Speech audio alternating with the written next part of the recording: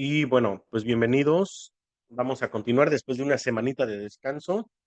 Vamos a continuar con la lectura. De hecho, nos quedamos para empezar el día de hoy con el capítulo 3 del texto. Y pues, sin tanto preámbulo, vamos para allá. Vamos a tratar de parar en más o menos una hora.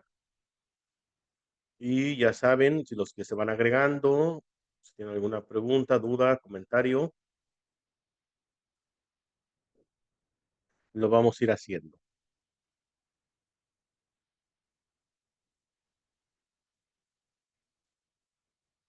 Bueno, yo supongo que ya se puede ver. Entonces, pues bueno, vamos a comenzar.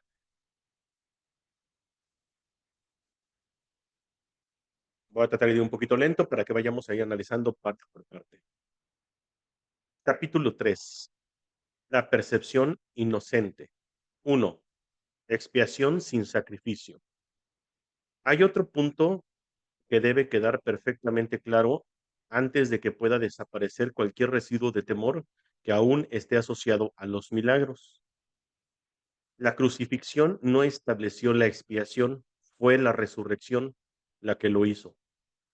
Son muchos los cristianos sinceros que no han entendido esto correctamente. Nadie que esté libre de la creencia en la escasez podría cometer tal equivocación. Si se examina la crucifixión desde un punto de vista invertido, parece como si Dios hubiese permitido e incluso fomentado el que uno de sus hijos sufriese por ser bueno. Esta desafortunada interpretación, que surgió como resultado de la proyección, ha llevado a muchas personas a vivir sumamente atemorizadas de Dios. Tales conceptos antirreligiosos se infiltran en muchas religiones. El auténtico cristiano, sin embargo, debería hacer una pausa y preguntarse, ¿cómo iba a ser posible esto? ¿Cómo iba a ser posible que Dios mismo fuese capaz de albergar el tipo de pensamiento que sus propias palabras han señalado claramente que es indigno de su Hijo? La verdad es que sí hay que preguntarnos, ¿no? La mejor defensa, como de costumbre, consiste en no atacar la posición de otro, sino más bien en proteger la verdad. No es muestra de sensatez aceptar un concepto si para justificarlo tienes que invertir todo un marco de referencia. Este procedimiento es doloroso en sus aplicaciones menores y verdaderamente trágico a una escala mayor. Con frecuencia, la persecución termina siendo un intento de justificar la terrible y errónea percepción que Dios mismo persiguió a su Hijo, a su propio Hijo, en nombre de la salvación. Ni siquiera las palabras mismas tienen sentido. Superar esto ha sido sumamente difícil, pues si bien este error no es más difícil de corregir que cualquier otro, son muchos los que no han estado dispuestos a abandonarlo en vista de su eminente valor como defensa. Un ejemplo menos dramático es el del padre que dice, esto me duele más a mí, esto me duele más, perdón, esto me duele a mí más que a ti, pero se siente exonerado al darle una paliza a su hijo. ¿Crees que nuestro padre piensa realmente así? Es tan esencial eliminar cualquier pensamiento de este tipo que debemos asegurarnos de que nada semejante permanezca en tu mente. Yo no fui castigado porque tú fueras malo. La lección completamente benévola de la expiación enseña, se echa a perder, que la expresión enseña se echa a perder si se mancilla con cualquiera de las formas en que esta clase de distorsión se manifiesta. La afirmación mía es la venganza, dice el Señor, es una percepción falsa mediante la cual uno le atribuye a Dios su propio pasado malvado. Este pasado malvado no tiene nada que ver con Dios. Él no lo creó ni tampoco lo sustenta. Dios no cree en el castigo. Su mente no crea es de esa manera. Dios no tiene nada contra ti por razón de tus malas acciones. ¿Cómo sería posible entonces que me hubiese acusado a mí por ellas? Asegúrate de que reconoces cuán absolutamente imposible es esta suposición y también de que procede enteramente de la proyección. Este tipo de error es responsable de una multitud de errores similares. incluyendo la creencia de que Dios rechazó a Adán y lo expulsó del jardín del Edén. Quizás por eso pienses a veces que no te estoy guiando bien. He tomado las máximas precauciones para usar palabras que sean casi imposibles de distorsionar, pero siempre es posible tergiversar los símbolos si así se desea.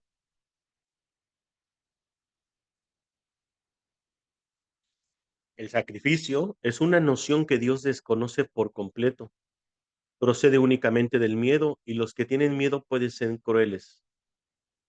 Cualquier forma de sacrificio es una violación a mi exhortación que debes ser misericordioso tal como tu Padre en el cielo lo es. A muchos cristianos les resulta difícil darse cuenta de que esto les atañe a ellos. Los buenos maestros nunca atemorizan a sus estudiantes. Aterrorizar es atacar y como resultado de ello se produce un rechazo de lo que el maestro ofrece, malográndose así el aprendizaje. Se me ha llamado correctamente el Cordero de Dios que quita los pecados del mundo, mas quienes representan el Cordero manchado de sangre no entienden el significado del símbolo. Si se entiende correctamente, es un símbolo muy simple que habla de mi inocencia. El león y el cordero tendidos el uno junto al otro simboliza que la fuerza y la inocencia no están en conflicto, sino que coexisten naturalmente en paz. Bienaventurados los puros de corazón, porque ellos verán a Dios. Es otra forma de decir lo mismo. Una mente que conoce la verdad y en eso radica su fuerza. Una mente pura conoce su verdad, la verdad y en eso radica la fuerza. No confunde la destrucción con la inocencia, porque asocia la inocencia con la fuerza y no con la debilidad. La inocencia es incapaz de sacrificar nada porque la mente inocente dispone de todo y solo se esfuerza por proteger su plenitud. No puede proyectar, tan solo puede honrar a otras mentes por honrar a otros, porque honrar a otros es el saludo natural de los verdaderamente amados hacia los que son como ellos. El Cordero quita los pecados del mundo en el sentido de que el estado de inocencia o gracia es uno en el que el significado de la expiación es perfectamente obvio. La expiación carece por completo de ambigüedad, es perfectamente inequívoca porque existe en la paz, en la luz, perdón. Repito, es perfectamente inequívoca porque existe en la luz. Únicamente los intentos de ocultarla en las tinieblas han hecho que sea inaccesible para aquellos que eligieron no ver.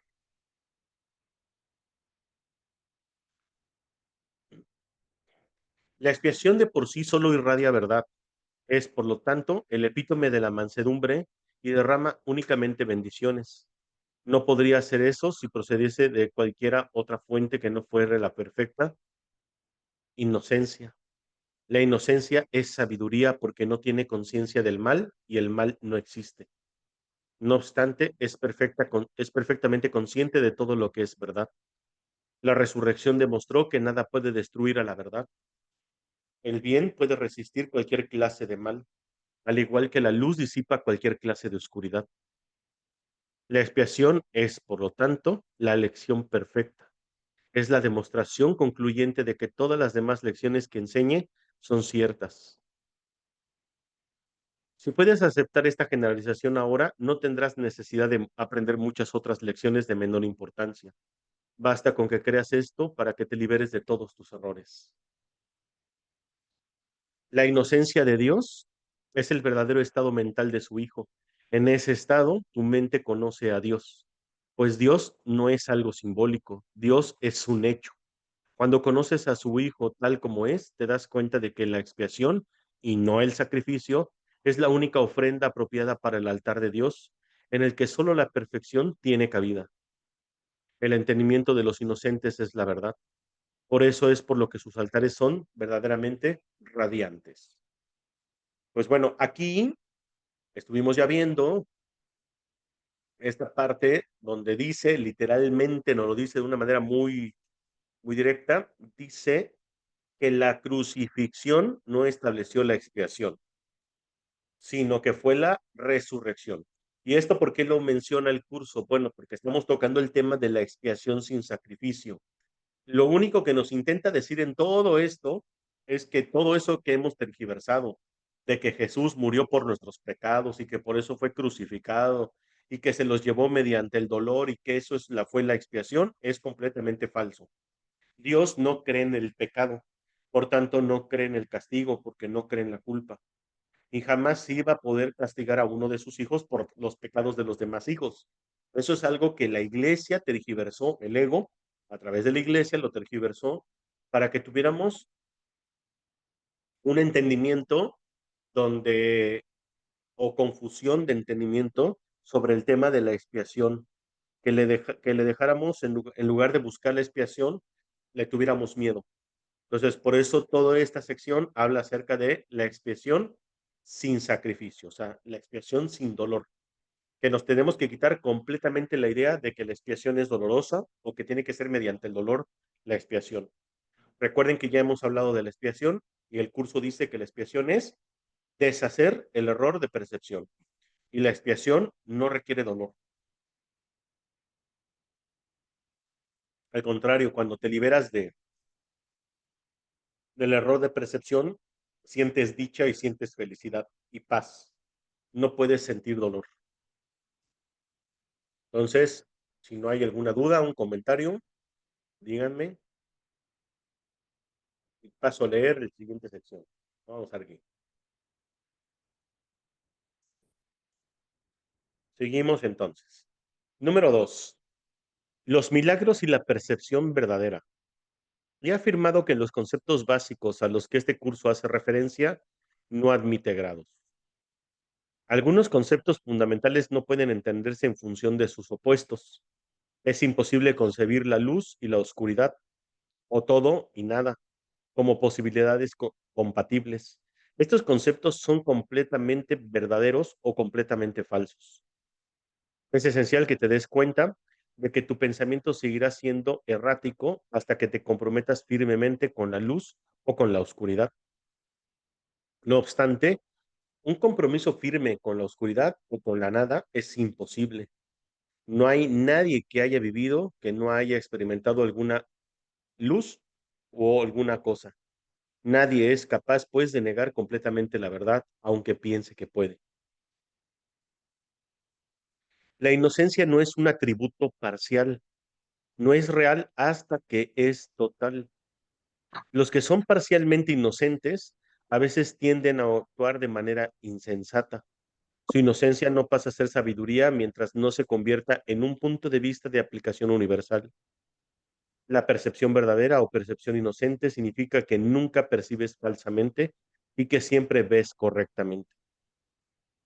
Dicho de una manera más llana, significa que nunca ves lo que no existe, pero siempre ves lo que sí existe. Cuando no tienes confianza en lo que alguien va a hacer, estás dando testimonio de tu creencia de que esa persona no está en su mente recta. Difícilmente puede ser ese un marco de referencia basado en el milagro. Esa falta de confianza produce asimismo el efecto desastroso de negar el poder del milagro. El milagro percibe todo tal como es, y lo único que existe es la verdad. Repito, si lo único que existe es la verdad, lo único que la mentalidad recta puede ver es perfección. He dicho que solo lo que Dios crea o lo que tú creas con la misma voluntad existe realmente. Eso es, pues, lo único que los inocentes pueden ver. Los inocentes no sufren de la percepción distorsionada. Bueno, para no ser más largo esto, la explicación, pues aquí ya nos está hablando acerca de cómo decidimos ver a nuestro hermano y que obviamente tratemos de verlo siempre con una mente recta para que podamos ver a nuestro hermano inocente y digno de toda confianza, para que también así nosotros podamos aceptar la expiación y el milagro.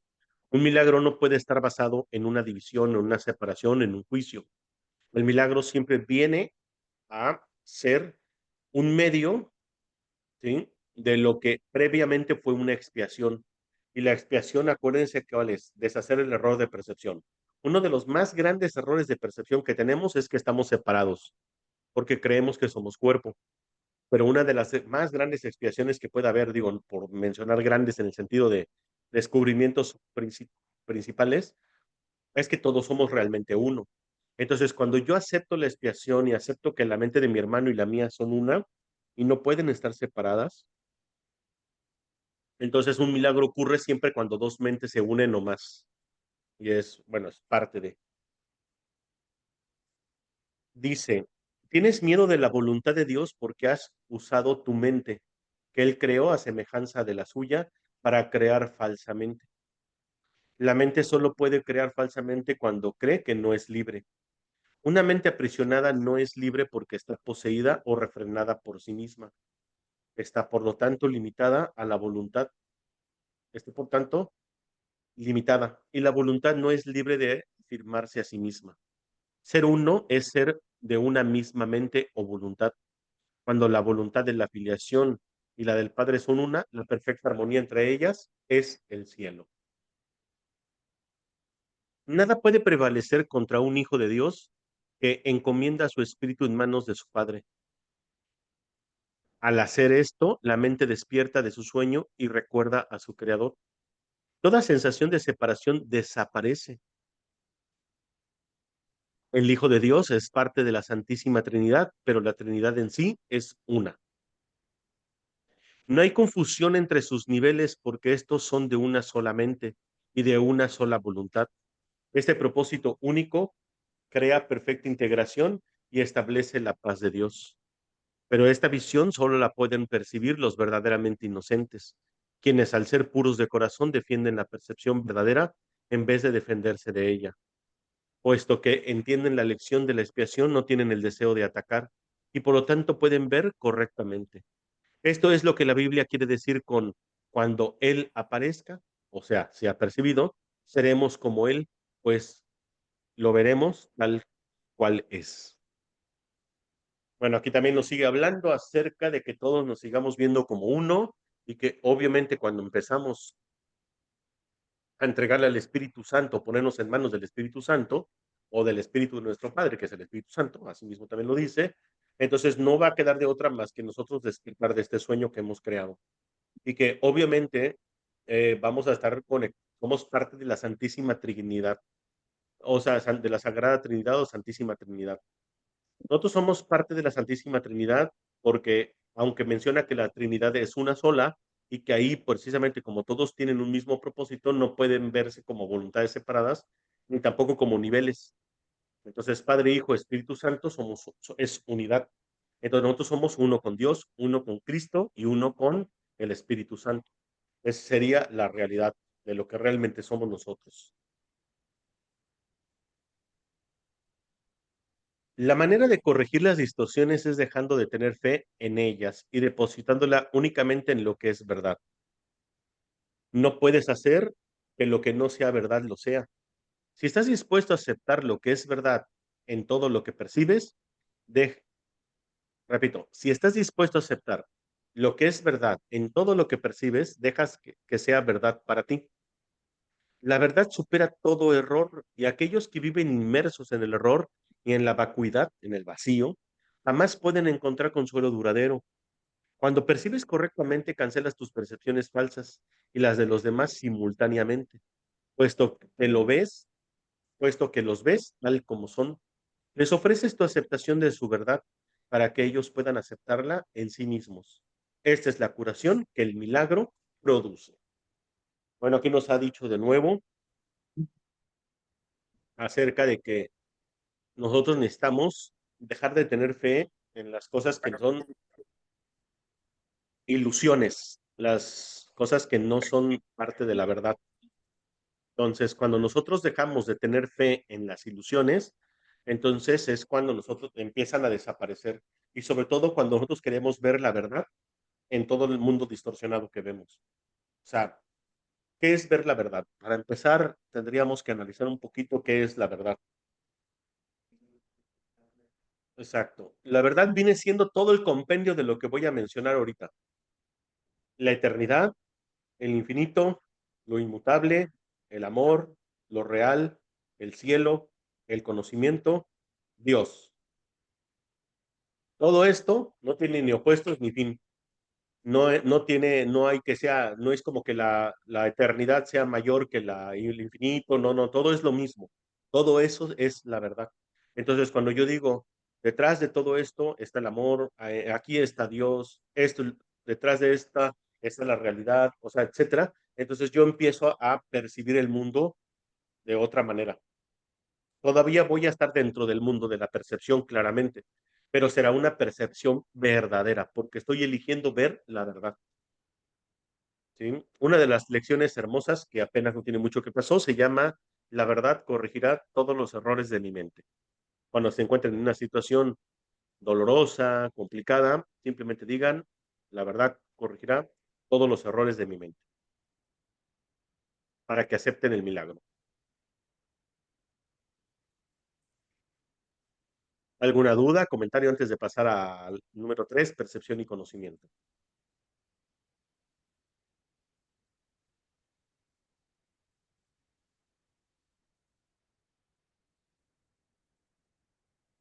Si no hay dudas, este capítulo es súper importante. Bueno, esta sección es súper importante. Yo me imagino, no lo recuerdo muy bien, aunque la he leído ya como 3 veces. Pero al principio, acuérdense, cuando hicimos un pequeño resumen o la introducción, cuando vino la parte del prefacio que dice qué postula, mucho todo de lo que postula en el curso habla acerca de la diferencia entre la percepción y el conocimiento. Hemos nosotros aquí en el mundo de la percepción confundido el conocimiento con el cúmulo de datos, ¿sí? Se piensa que tener conocimiento es, no sé, estudiar matemáticas y una vez que las aprendí ya tengo conocimiento de matemáticas. No, todo lo que está aquí en el mundo de la ilusión es percepción y cúmulo de datos, nada más.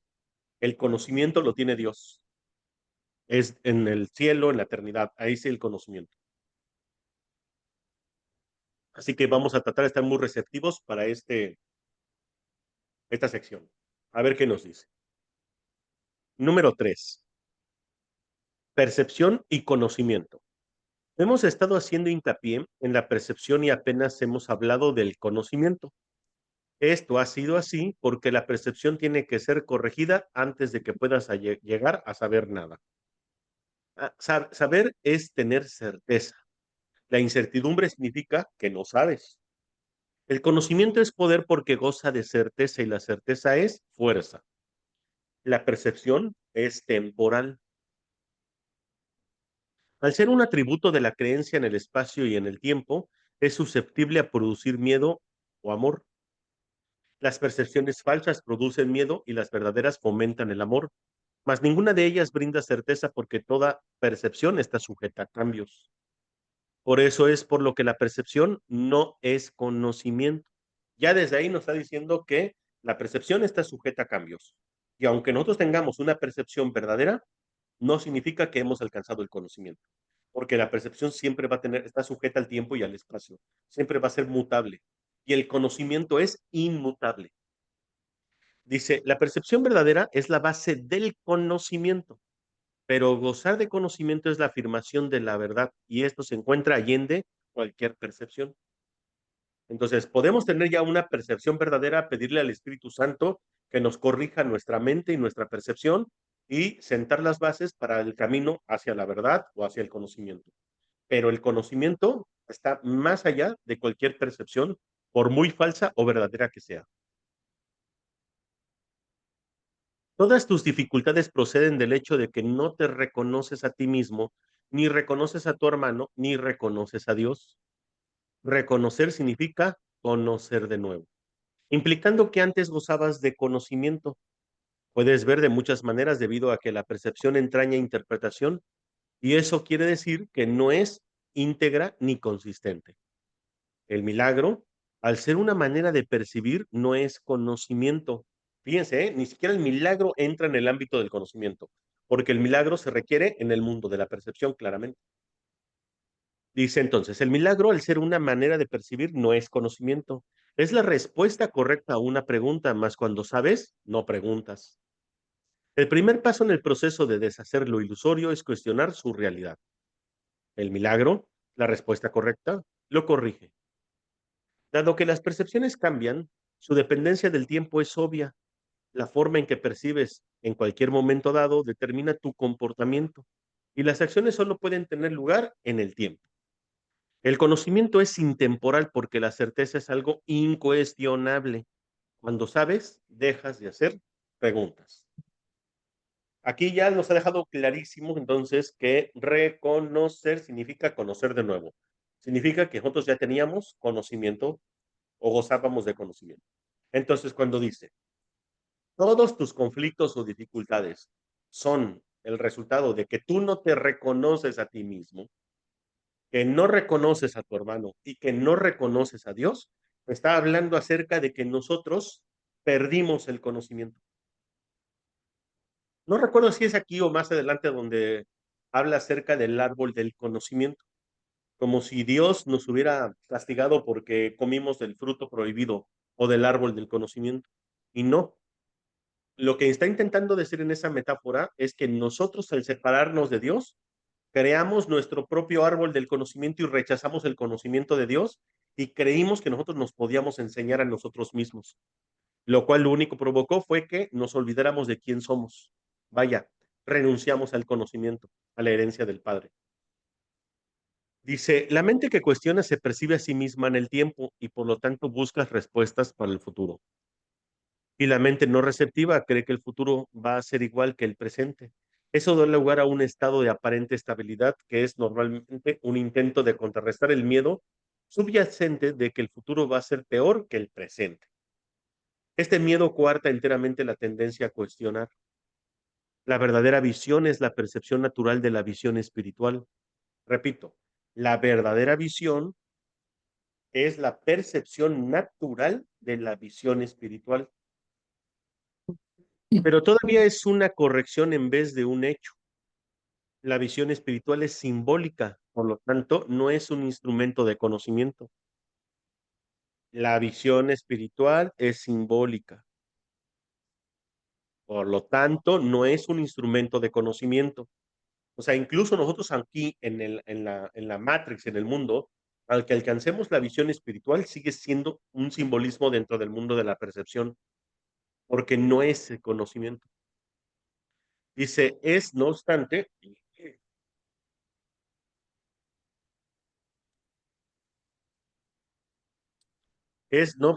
un medio de percepción correcta, lo cual la sitúa dentro del propio ámbito del milagro.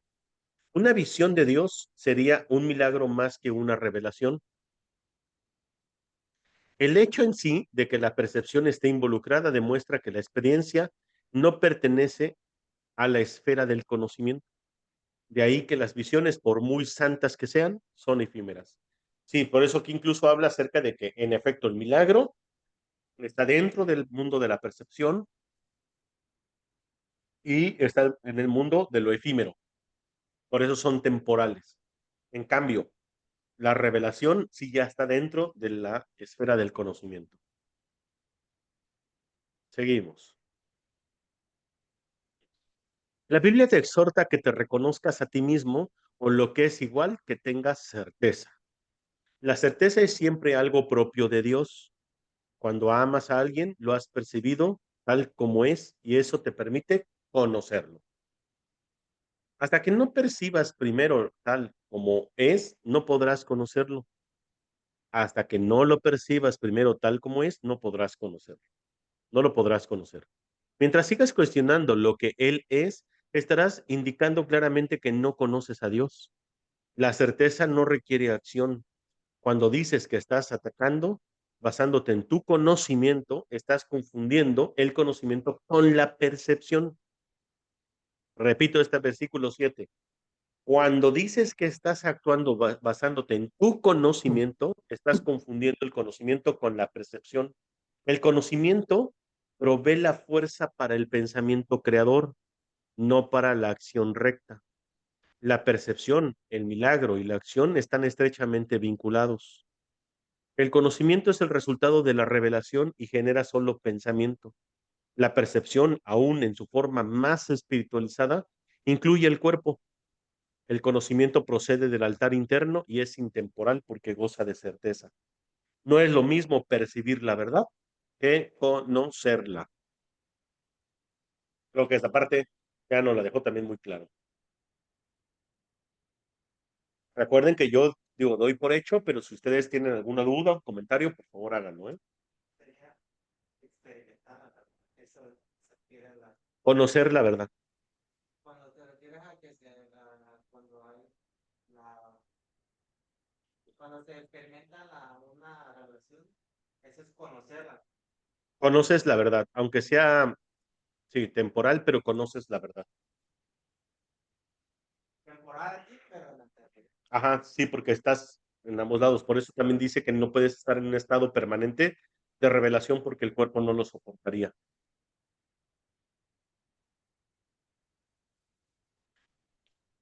Párrafo 6. Una percepción correcta es necesaria antes de que Dios pueda comunicarse directamente con sus altares.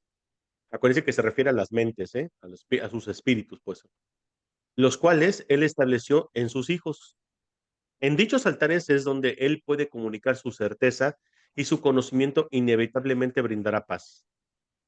Dios no es un extraño para sus hijos, ni sus hijos son extraños entre sí. El conocimiento precedió tanto a la percepción como al tiempo y finalmente lo reemplazará. Ese es el verdadero significado de el alfa y la omega, el principio y el fin, y de antes de que Abraham naciese era yo. La percepción puede y debe ser estabilizada, pero el conocimiento ya es estable. Teme a Dios y observa sus mandamientos, pasa a ser, conoce a Dios y acepta su certeza. Vean cómo la Biblia nos tergiversa todo, ¿no? Teme a Dios y observa sus mandamientos. O sea, ya desde ahí nos está diciendo que le tengamos miedo a Dios, ¿no?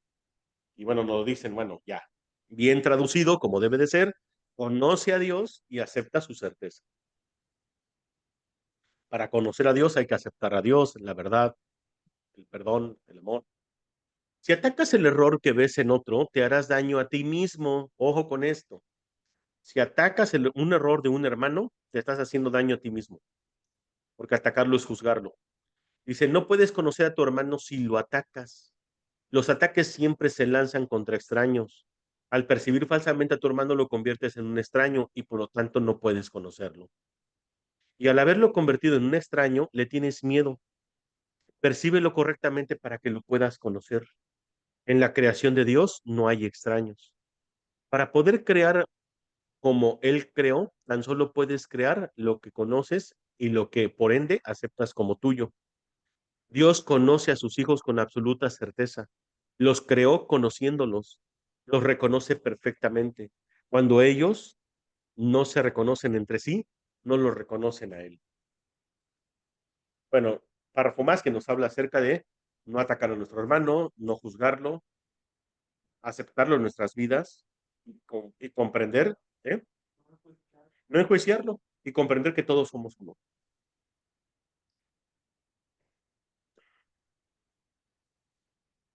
Número 4. El error y el ego. Las capacidades que ahora posees no son sino sombras de tu verdadera fuerza. Todas las funciones que tienes actualmente están divididas y son susceptibles a ser cuestionadas y puestas en duda. Esto se debe a que no tienes certeza acerca de cómo las vas a usar y por consiguiente eres incapaz de gozar de conocimiento. E igualmente eres incapaz de gozar de conocimiento porque todavía percibes sin amor. Antes de que la separación se produjese, la noción de grados, aspectos e intervalos, la percepción no existía. El espíritu no tiene niveles y todo conflicto surge como una consecuencia del concepto de niveles. Solo los niveles de la Trinidad gozan de unidad. Los niveles producidos por la separación no pueden sino estar en conflicto. Esto se debe a que ninguno de ellos significa nada para los demás. Bueno, aquí ya nos está hablando acerca de los errores de percepción y ver los niveles de la separación. Dice que los únicos niveles que gozan de unicidad es la Sagrada Trinidad. De ahí en fuera, todo lo que hay aquí en este mundo, todo tiene niveles y por tanto siempre está en conflicto, porque no se vinculan o no tienen significado uno para los otros. La conciencia, el nivel de la percepción, fue la primera división que se introdujo en la mente después de la separación, convirtiendo a la mente de esta manera en un instrumento perceptor en vez de un instrumento creador. Vean, ¿eh? Porque mucho utilizamos luego la palabra nivel de conciencia como si como si estuviera fuera del mundo de la percepción. La conciencia, dice, el nivel de percepción fue la primera división que se introdujo en la mente después de la separación. O sea, nuestro concepto de conciencia surge a partir de una separación y a partir de ahí niveles de conciencia. Entonces, hay muchas personas, lo digo porque muchas me dicen, es que cuando yo alcance el nivel de conciencia de Cristo, bueno, para empezar, ya cuando estás en Cristo, no estás en niveles de conciencia. Cuando estás en niveles de Cristo, cuando estás en Cristo, ya estás en mente uno. Significa que ya estás en la unidad de la mente uno. Ahora sí que la mente uno con Cristo y con el Espíritu Santo y con Dios. Por tanto, no hay niveles, porque la unidad no tiene niveles. Dice, la conciencia ha sido correctamente identificada como perteneciente al ámbito del ego. El ego es un intento de la mente errada para que te percibas a ti mismo tal como deseas ser, en vez de cómo realmente eres. Sin embargo, solo te puedes conocer a ti mismo como realmente eres, ya que de eso es de lo único que puedes estar seguro. Todo lo demás es cuestionable. O sea, la conciencia incluso entonces se utilizó para dejar de vernos como lo que somos, el santo Hijo de Dios, perfecto, inmaculado, inocente completamente. El ego es el aspecto inquisitivo del ser que surgió después de la separación, el aspecto inquisitivo del ser que surgió después de la separación, el cual fue fabricado en vez de creado. Es capaz de hacer preguntas, pero no de percibir respuestas significativas, ya que éstas entrañan conocimiento y no pueden ser y no se pueden percibir. La mente está por consiguiente confusa porque solo la mentalidad uno está exenta de confusión. Una mente separada o dividida no puede sino estar confundida. Ojo con esto. Cuando nosotros nos creemos separados de nuestros hermanos, con el juicio, el ataque, etcétera, lo único que hacemos es entrar en confusión. Dice, tiene necesariamente que sentirse incierta acerca de lo que es y no puede sino estar en conflicto puesto que está en desacuerdo consigo misma. Esto hace que sus aspectos sean extraños entre sí y esta es la esencia de la condición propensa al miedo en la que el ataque siempre es posible. Tal como te percibes a ti mismo, tienes todas las razones del mundo de sentirse atemorizado. De ahí que no se te pueda liberar del miedo hasta que no te des cuenta, no solo de que no te creaste a ti mismo, sino que tampoco habrías podido hacerlo. Nunca podrás hacer que tus percepciones falsas sean verdaderas y tu creación no se ve afectada en modo alguno por tu error. Por eso es por lo que en última instancia tienes que optar por subsanar la separación. No nos queda de otra. Queremos salir de este sueño de dolor, hay que subsanar la separación. No se puede confundir a la mente que goza de conocimiento con la mentalidad recta, ya que solo esta última está vinculada a la percepción verdadera. Puedes estar en tu mentalidad recta o en tu mentalidad errada, y aún esto es cuestión de grados, lo cual demuestra claramente que ninguna de ellas tiene nada que ver con el conocimiento. Repito esta parte, ¿eh? Puedes estar en tu mentalidad recta o en tu mentalidad errada, o sea, en el mundo de la percepción. Y aún esto es cuestión de grados, lo cual demuestra claramente que ninguna de ellas tiene nada que ver con el conocimiento. O sea, yo puedo decirle Espíritu Santo, ya, por favor, te entrego mis percepciones, mis pensamientos, corrige mi mente. Entonces yo empiezo a estar en una mentalidad recta, pero sigo estando en el mundo de la percepción. El término mentalidad recta se debe entender como aquello que corrige la mentalidad errada y se refiere al estado mental que induce a una percepción fidedigna. Es un estado de mentalidad milagrosa porque sana la percepción errónea, lo cual es ciertamente un milagro en vista de cómo te percibes a ti mismo. Un ejemplo de mentalidad recta.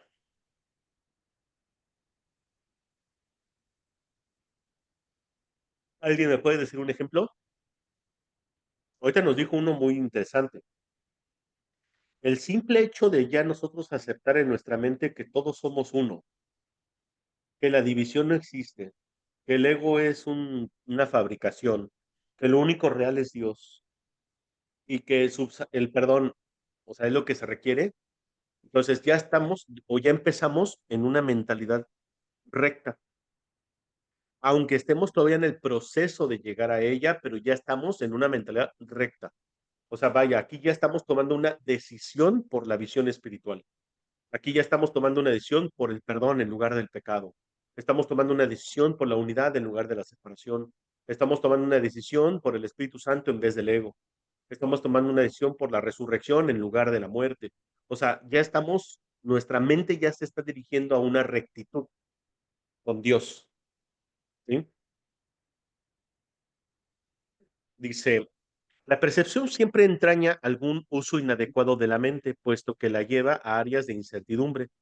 La mente es muy activa. Cuando elige estar separada, elige percibir. Hasta ese momento su voluntad es únicamente gozar de conocimiento. Una vez que ha elegido percibir, no puede sino elegir de manera ambigua. Y la única forma de escaparse de la ambigüedad es mediante la percepción clara o verdadera. La mente retorna a su verdadera función solo cuando su es gozar de conocimiento. Repito esta parte. La mente retorna a su verdadera función solo cuando su voluntad es gozar de conocimiento. Esto la pone al servicio del espíritu, donde la percepción cambia. La mente elige dividirse a sí misma cuando elige inventar sus propios niveles. Repito, la mente elige dividirse cuando elige inventar sus propios niveles, pero no puede separarse completamente del espíritu, ya que de este modo, perdón, ya que de este es de donde deriva todo su poder para fabricar o para crear. Aún en la creación falsa, la mente está afirmando su fuente, pues de otro modo simplemente dejaría de existir. Esto último es imposible, no obstante, ya que la mente le pertenece al espíritu que Dios creó y que por lo tanto es eterna. O sea, la mente no puede morir.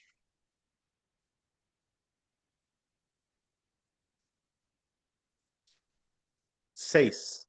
La capacidad de percibir hizo que el cuerpo fuese posible, ya que tienes que percibir algo y percibirlo con algo. O sea, ocupamos el cuerpo para el mundo que fabricamos, en percepción. Por eso es por lo que la percepción siempre entraña un intercambio e interpretación que el conocimiento no requiere.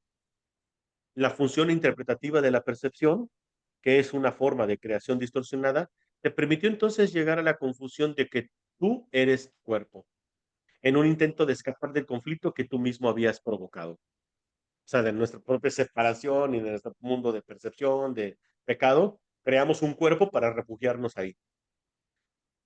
El espíritu que goza de absoluto conocimiento no pudo avenirse a esta pérdida de poder, ya que es incapaz de albergar oscuridad. Esto hizo que el espíritu fuera casi inaccesible a la mente y completamente inaccesible al cuerpo. Y a partir de ahí se percibió al espíritu como una amenaza, puesto que la luz disipa la oscuridad al mostrarse simplemente que ésta no existe. Al mostrarte que ésta simple no existe. La verdad siempre prevalecerá sobre el error de este modo. No puede ser de este proceso, no puede ser este un proceso activo de corrección, porque como ya he puesto de relieve, el conocimiento no hace nada. Puede ser percibido como un agresor, pero no puede atacar. Lo que tú percibes como su ataque es tu propio vago reconocimiento de que el conocimiento siempre se puede recordar al no haber sido nunca destruido. Qué fuerte. Esto ya habla acerca de cómo cuando nosotros nos separamos, decidimos refugiarnos en el cuerpo y no solamente eso, decidimos refugiarnos en el cuerpo, decidimos creer que somos un cuerpo, nos separamos de nuestra mente del espíritu y empezamos a tenerle miedo a Dios o a la luz o al Espíritu Santo. Y con eso aprisionamos a la mente en el cuerpo. Y así es por eso es que estamos como cuerpos, creyendo que somos cuerpos.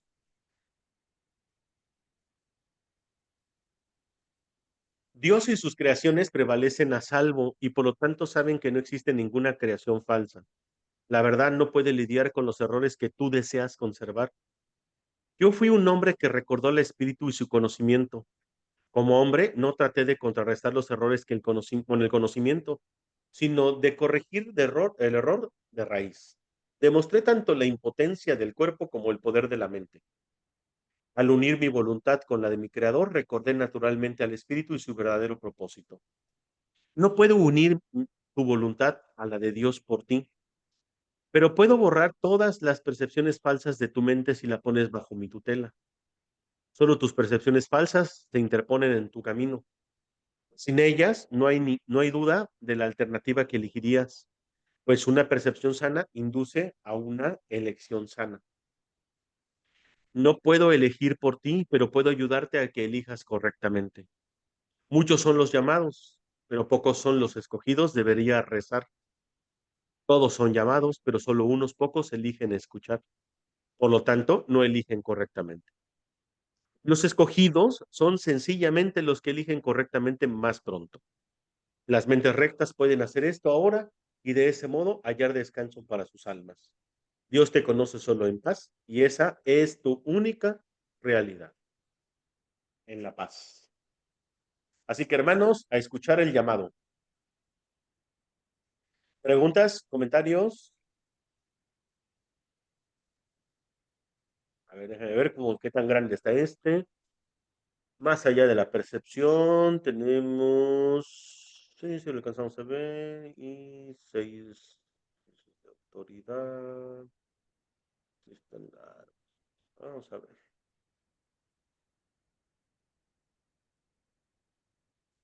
Número 5. ¿Alguna duda o comentario me dicen? Vamos a tratar de darle unos 15 minutos más. Número 5. Más allá de la percepción. O sea, acuérdense que aquí estamos en el mundo de la percepción.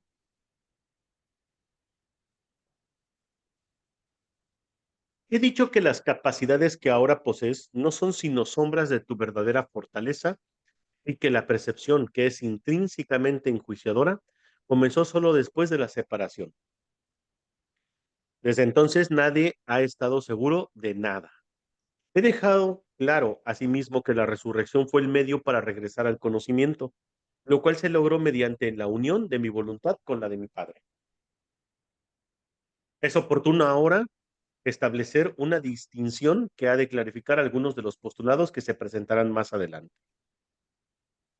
Desde que se produjo la separación, ha habido una gran confusión entre las palabras crear y fabricar. Ojo con esto. Una cosa es fabricar y otra cosa es crear. Cuando fabricas algo, lo haces como resultado de una sensación específica de carencia o de necesidad. Fabricar nace de la carencia o de la necesidad. ¿Estamos? Nada que se haya hecho con un propósito específico tiene la capacidad de poder generalizarse. Cuando haces algo para remediar lo que percibes como una insuficiencia, estás afirmando tácitamente que crees en la separación.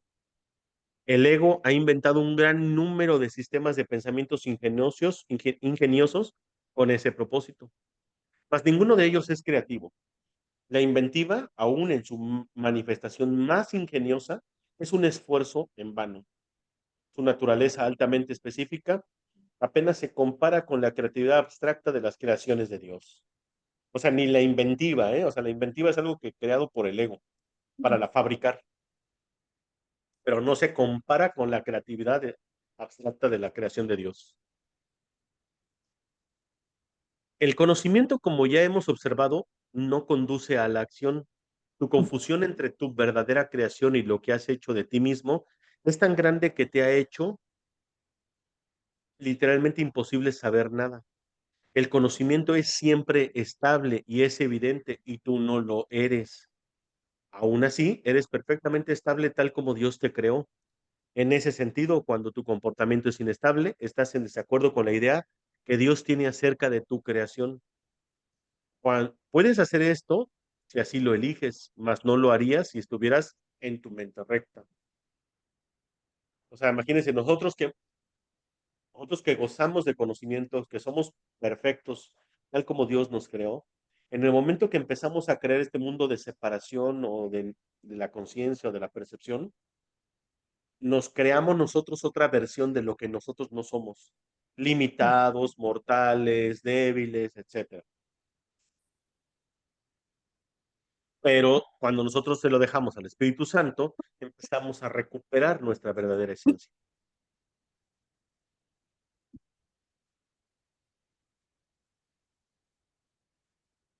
Digo, la pregunta fundamental que continuamente no puedes propiamente dirigírtela a ti mismo.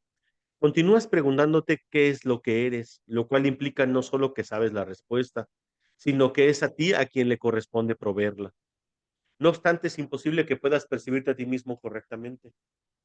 No tienes una imagen que puedas percibir. La palabra imagen está siempre vinculada a la percepción y no forma parte del conocimiento. Las imágenes son simbólicas y representan algo diferente de ellas mismas.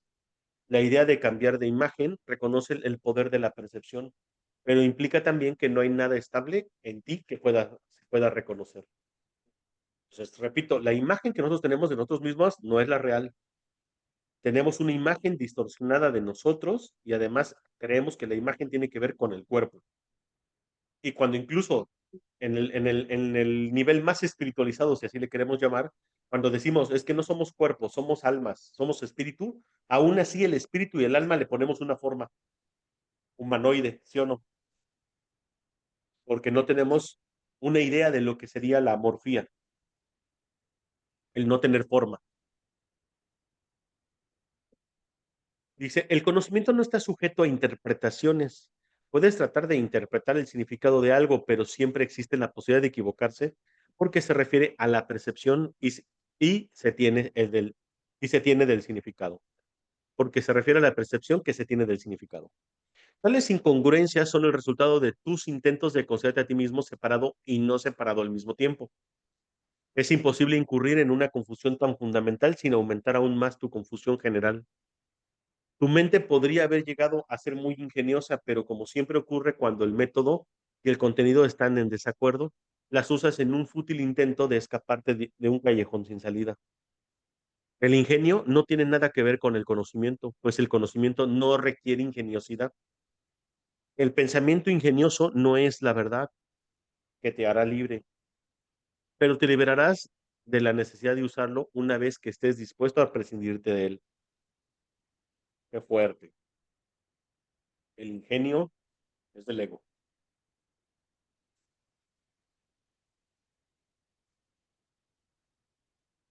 Sigo. La oración es una forma de pedir algo. Ojo con esto, ya aquí está hablando de la oración. La oración es una forma de pedir algo. Es el vehículo de los milagros, más la única oración que tiene sentido es la del perdón, porque los que han sido perdonados lo tienen todo. Una vez que se ha aceptado el perdón, la oración en su sentido usual deja de tener sentido. La oración del perdón no es más que una petición para que puedas reconocer lo que ya posees. Cuando elegiste la percepción en vez del conocimiento, te colocaste en una posición en la que solo percibiendo milagrosamente podrías parecerte a tu padre. Has perdido el conocimiento de que tú mismo eres un milagro. Has perdido el conocimiento de que tú mismo eres un milagro de Dios. La creación es tu fuente y es también la única función que verdaderamente tienes. La afirmación Dios creó al hombre a imagen y semejanza propia necesita ser reinterpretada. Imagen puede entenderse como pensamiento y semejanza como de una calidad idéntica. Dios efectivamente creó al espíritu en su propio pensamiento y de una calidad semejante a la suya. No hay nada más, no hay nada más. La percepción, por otra parte, no puede tener lugar sin la creencia en más y en menos. La percepción entraña selectividad a todo nivel. Es un proceso continuo de aceptación y rechazo, de organización y reorganización, de sustitución y cambio. Evaluar es un aspecto esencial de la percepción, ya que para poder seleccionar es necesario juzgar. Qué fuerte. Todos nos la pasamos evaluando, calificando, juzgando sin darnos cuenta. Sigo. ¿Qué le ocurre a la percepción en ausencia de juicios o de nada que no sea perfecta igualdad? Percibir se vuelve imposible. Fíjense bien, ¿eh? ¿Qué pasa con la percepción cuando hay ausencia de juicios? ¿Sí? Simplemente se vuelve imposible. O sea, la percepción se vuelve imposible. La verdad solo puede conocerse. Toda ella es igualmente verdadera y conocer a cualquier parte de ella es conocerla en su totalidad. Únicamente la percepción entraña una conciencia parcial. El conocimiento trasciende las leyes que gobiernan la percepción porque es un conocimiento parcial e imposible. El conocimiento es uno y no tiene partes separadas. Tú que eres realmente uno con él, solo necesitas conocerte a ti mismo para que tu conocimiento sea total. Conocer el milagro de Dios es conocerlo a él. El perdón es lo que sana la percepción de separación. Ojo con esto. El perdón es lo que se sana la idea de la separación, ¿eh? Es necesario que percibas correctamente a tu hermano debido a que las mentes han elegido considerarse a sí mismas como entidades separadas. El espíritu tiene absoluto conocimiento de Dios y en eso radica su poder milagroso. El hecho de que cada uno de nosotros disponga de ese poder en su totalidad es una condición enteramente ajena al pensar del mundo. El mundo cree que si alguien le obtiene todo, no queda nada para los demás. Mas los milagros de Dios son tan totales como sus pensamientos porque son sus pensamientos. Mientras continúe habiendo percepción, la oración será necesaria, puesto que la percepción se basa en la escasez. Los que perciben no han aceptado totalmente la expiación ni se han entregado a la verdad.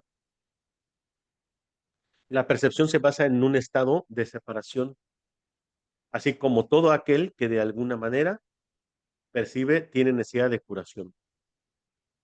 El estado natural de los que gozan de conocimiento es la comunión, no la oración.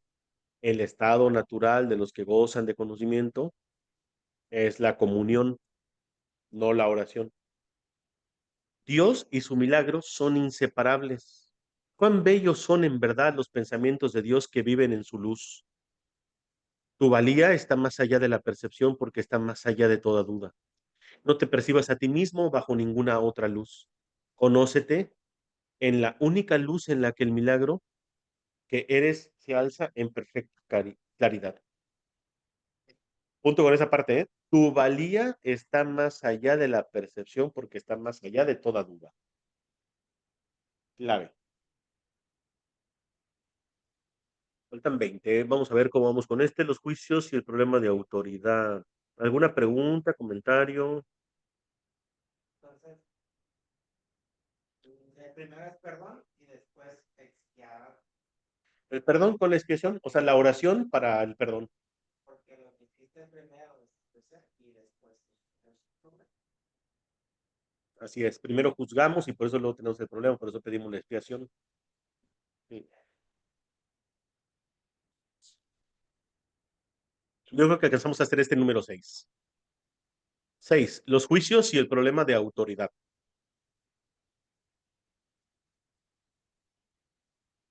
A ver, por aquí me hicieron una pregunta, un comentario. Sí, está interesante, Andy. Se empieza a poner más abstracto el texto, ¿eh? Ya después lo vamos a ir viendo en los siguientes capítulos. Ahorita apenas estamos en el 3. Se empieza a poner un poquito más abstracto, que va a haber momentos en los que yo simplemente voy a estar dando lectura, porque va a ser un poquito complicado estarlo explicando. O doy una lectura, no sé, completa de la sección y al final todos compartimos algo, que de hecho de eso se trata, ¿no? Vamos a ver cómo vamos con este. Número 6. Los juicios y el problema de la autoridad. Juicios y problemas de autoridad.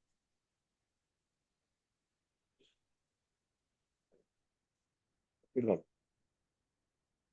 Hemos hablado ya del juicio final, aunque no con gran detalle. Después del juicio final no habrá ningún otro. Dicho juicio es simbólico porque más allá de la percepción no hay juicios. Cuando la Biblia dice no juzguéis o seréis juzgados, lo que quiere decir es que si juzgas la realidad de otros no podrás evitar juzgar la tuya propia. La decisión de juzgar en vez de conocer es lo que nos hace perder la paz. Juzgar es el proceso en el que se basa la percepción, pero no el conocimiento. He hecho referencia a esto anteriormente al hablar de la naturaleza selectiva de la percepción Y he señalado que la evaluación es obviamente su requisito previo. Los juicios siempre entrañan rechazo, nunca ponen de relieve solamente los aspectos positivos de lo que juzgan, ya sea en ti o en otros. Lo que se ha percibido y se ha rechazado, a lo que se ha juzgado y se ha determinado que es imperfecto, permanece en tu mente porque lo ha sido porque ha sido percibido. Una de las ilusiones de las que adoleces es la creencia de que los juicios que emites no tienen ningún efecto.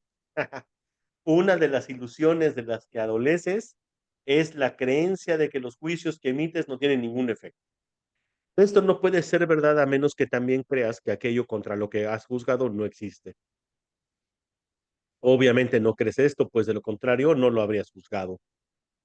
En última instancia, no importa si tus juicios son acertados o no, puesto que en cualquier caso estás depositando tu fe en lo irreal.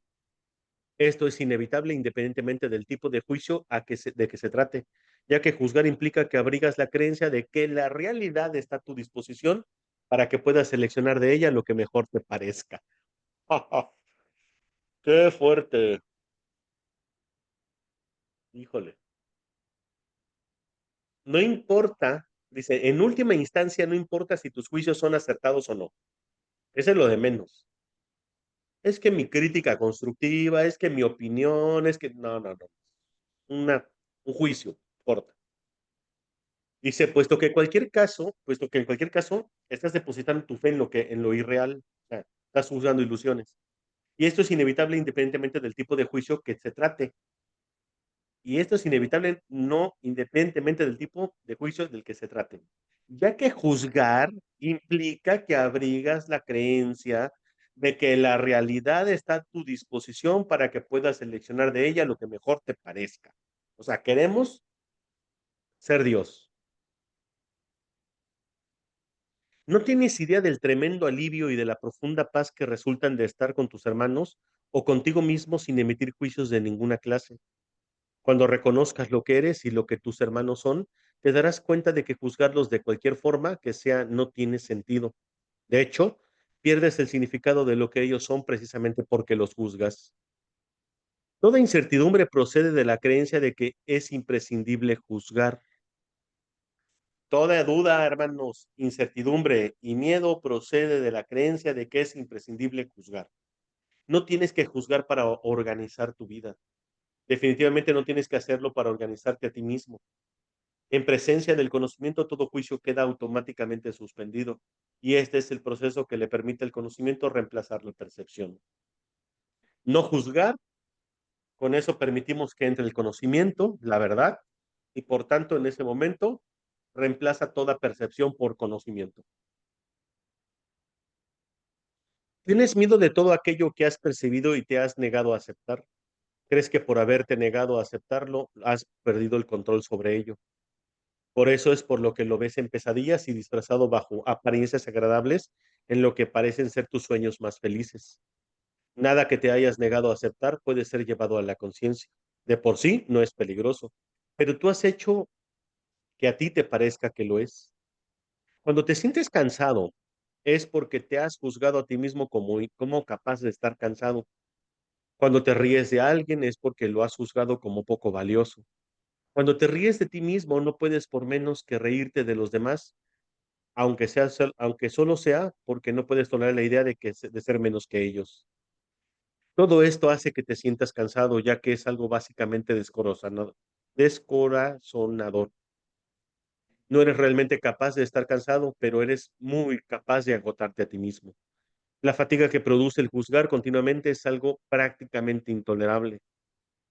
Es curioso que una habilidad tan debilitante goce de tanta popularidad. No obstante, si deseas ser el autor de la realidad, te empeñarás en aferrarte a los juicios. También le tendrás miedo al creer que algún día serán usados contra ti. Sin embargo, esta creencia solo puede existir en la medida en que creas en la eficacia de los juicios como un arma para defender tu autoridad. Ay, qué fuerte sección. Dios ofrece únicamente misericordia. Tus palabras deben reflejar solamente misericordia, porque eso es lo que has recibido y eso es lo que deberías dar. La justicia es un expediente temporal y un intento de enseñarte el significado de la misericordia. Es juzgadora únicamente porque tú eres capaz de cometer injusticias.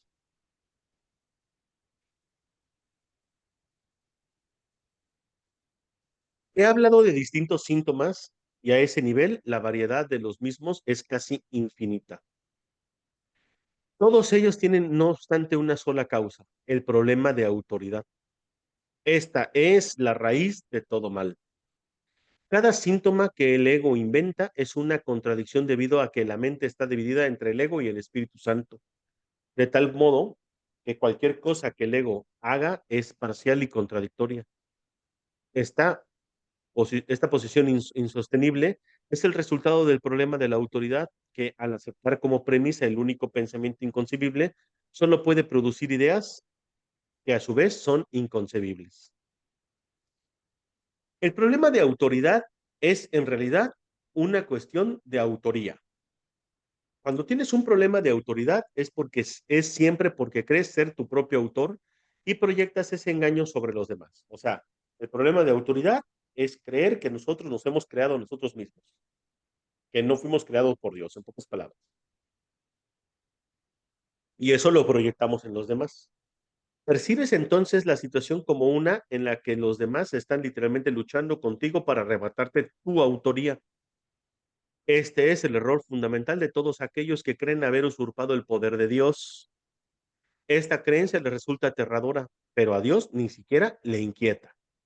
Él está deseoso, no obstante, de erradicarla, no como un castigo para sus hijos, sino solo porque sabe que no les produce felicidad, perdón, sino solo porque sabe que les produce infelicidad. Las creaciones de Dios disponen de la verdadera autoría, mas tú prefieres permanecer anónimo cuando eliges separarte de tu autor. Al no tener certeza con respecto a tu verdadera autoría, crees que tu creación fue anónima. Esto te pone en una situación en la que lo único que parece tener sentido es creer que tú te creaste a ti mismo. La disputa acerca de tu autoría ha dejado a tu mente en tal estado de incertidumbre que ésta puede incluso llegar a dudar de que tú realmente existas. Ay, qué fuerte. No existo, existo, no existo.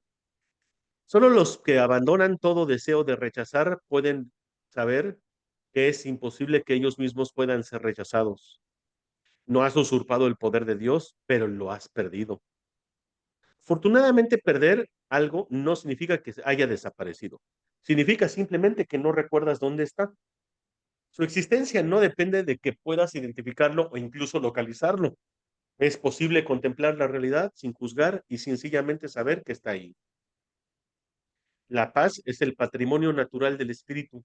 Todo el mundo es libre de rechazar su herencia, pero no de establecer lo que ésta es. El problema que todos tienen de que resolver es la cuestión fundamental de la autoría.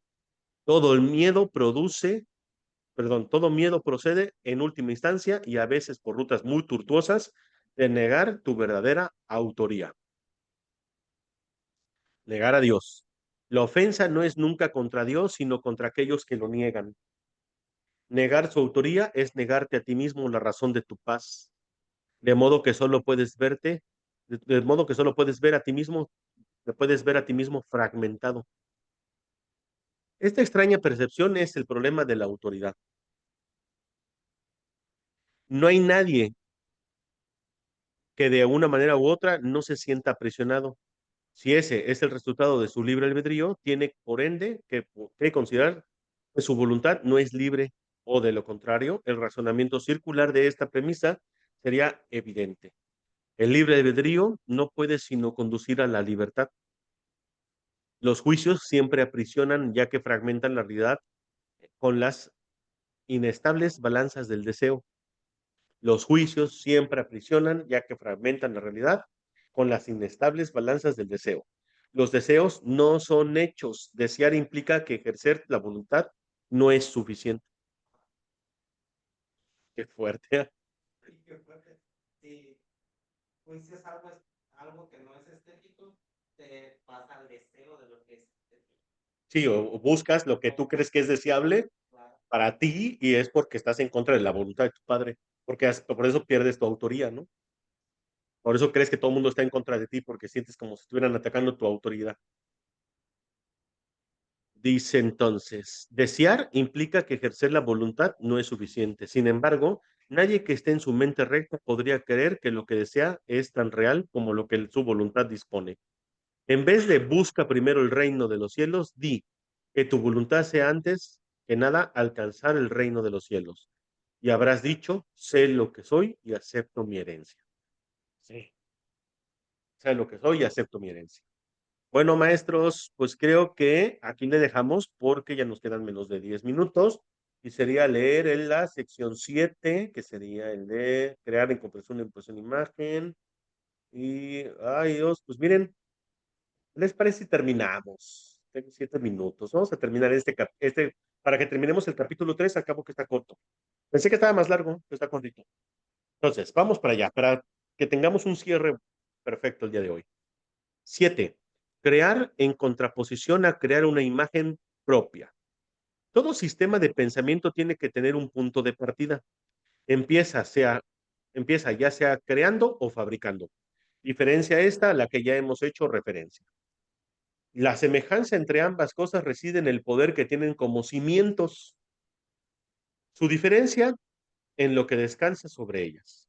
Ambas son piedras angulares de sistemas de creencias por las que uno rige su vida.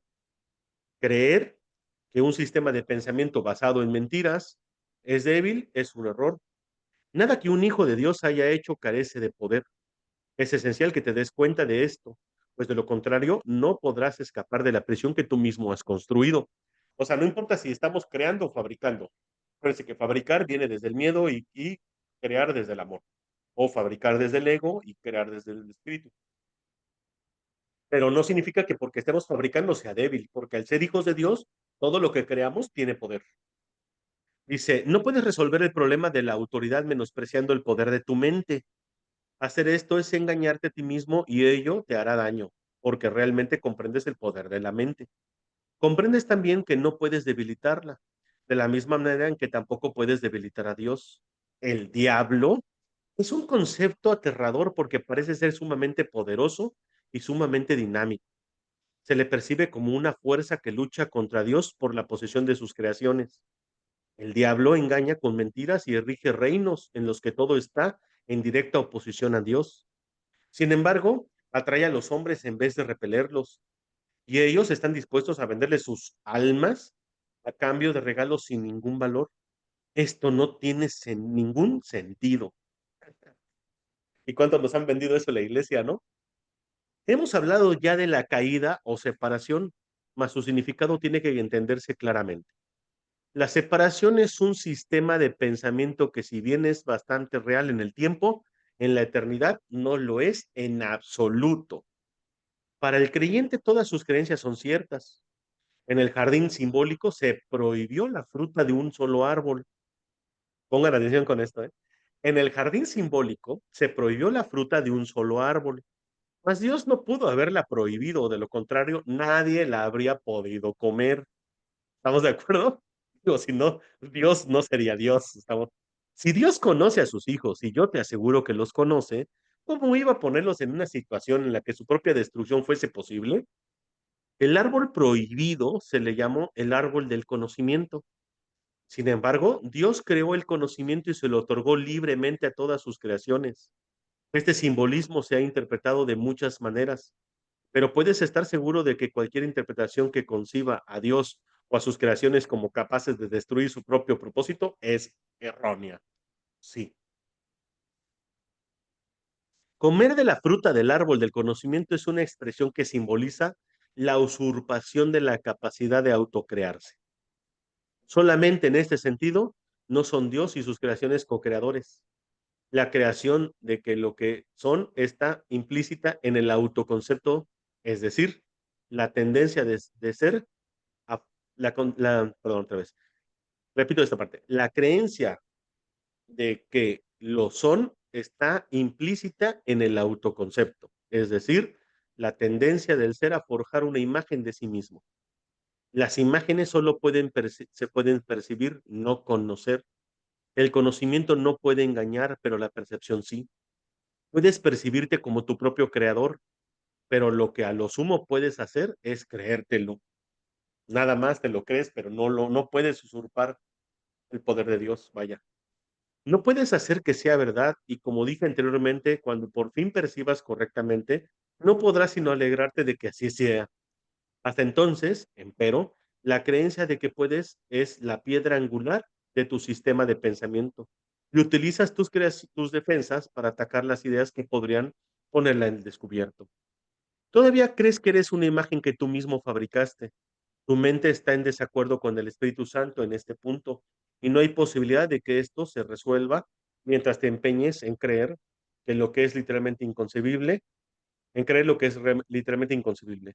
Esa es la razón de que no puedas crear y de que tengas miedo de todo lo que fabricas. La mente puede hacer que la creencia en la separación sea muy real y aterradora. Y esta creencia es lo que es el diablo. Ahí está el diablo, señores. La mente puede hacer que la creencia en la separación sea muy real y aterradora. Y esa es la creencia, es lo que es el diablo. El diablo es la división. Diablo. La separación, la división. Es una idea poderosa, dinámica y destructiva que está en clara oposición a Dios, debido a que literalmente niega su paternidad.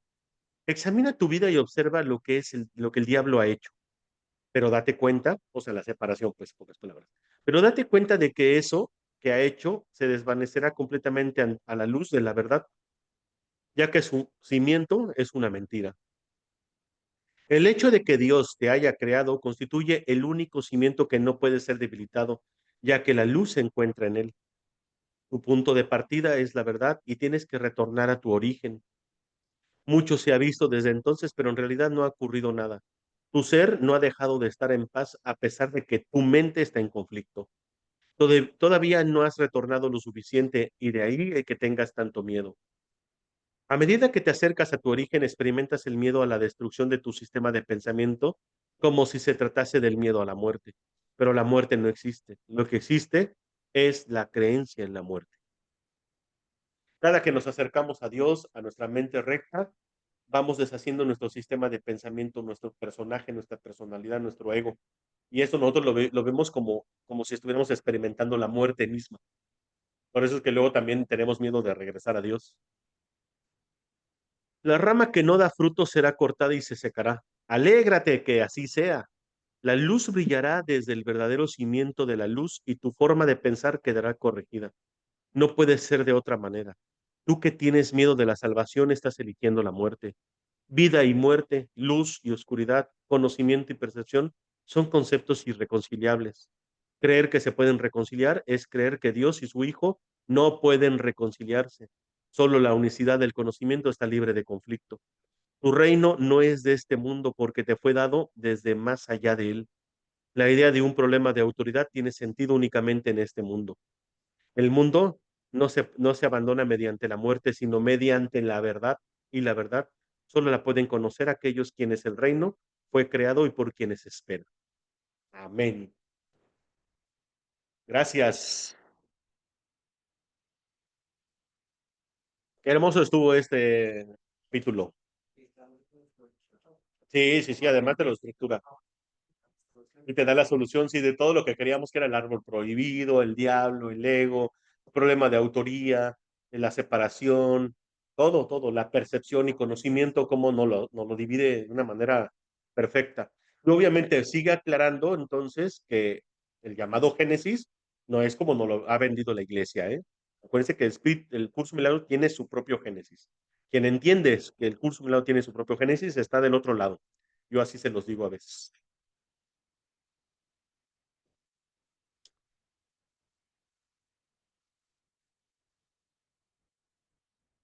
Amén, amén. Sí, yo la contestación y la aclaración. Gracias, Betty. Ahora sí te aventaste bastantes horas de lectura. Gracias, Mari. Gracias para servirles. Muchas gracias, Andy.